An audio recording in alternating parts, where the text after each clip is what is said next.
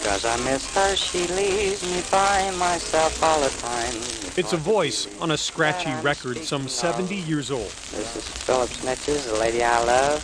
The voice of a World War II soldier. The 1941. Who never came home. I was returning your call. A man whose story, Yes, ma'am, this Friday. a granddaughter, has been desperately trying to find.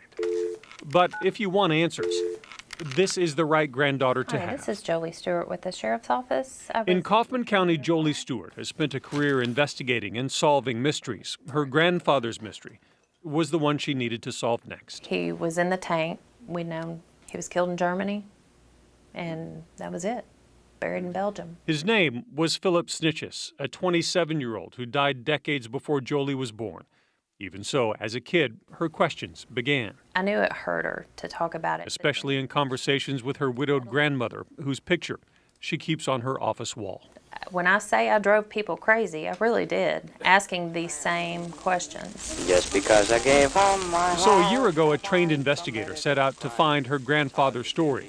She had his letters. Speaking of, She had his voice. lady. She had his music and all those old records. She did not have the story of how he died. It was a difficult paper trail for sure. She found detailed Army records where his tank went and when it crossed the Rhine River at the Battle of the Bulge. I would get the map out and I would drop a pin in every place that they went. Details that matched with his letters. Letters that near the I end mean, that was a horrible, horrible time. grew darker every day. How his hands are frozen, his feet are frozen. It made me sad. Especially the letter he wrote on a cold, clear night watching naive, fresh recruits marching to the front lines. He knows that they're just hours away from death. And it was really sad. All of it together was But just, a granddaughter wasn't thought the very, only one very- waiting for answers. you accepted what you were told, and that was it. In Dallas, a little No, brother I won't ever forget it. waited a lifetime for those answers too. Won't ever forget it. Because even at 90 years old, you still remember the day your mom tells you your big brother is gone. She, of course, grabbed a hold of me and hugged me and told me about Phil. And it was a shock. Excuse me. This always chokes me up. Because this is where Jolie found a few precious details more. A website called Witness to War, Heavy artillery was falling everywhere. and the voice of a veteran named Andy Right out Carpenter. on the side of a hill. He said he's with Company A of the 774 Tank heavy Battalion. artillery.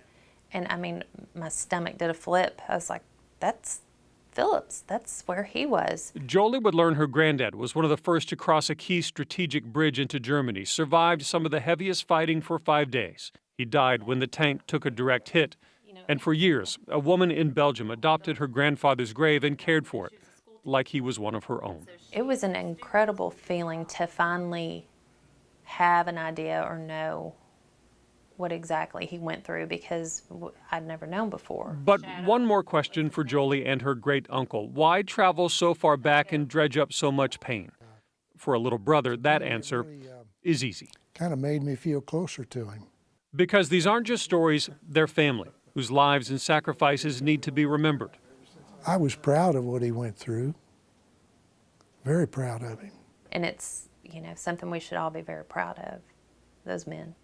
Men whose sacrifices aren't forgotten, sometimes thanks to a curious little girl just wanting to keep her granddaddy's memory alive. This is Philip Snitches, the lady I love. In Kaufman County, First, Kevin Reece, the 8th, Channel 8 the News. 19th, and 41.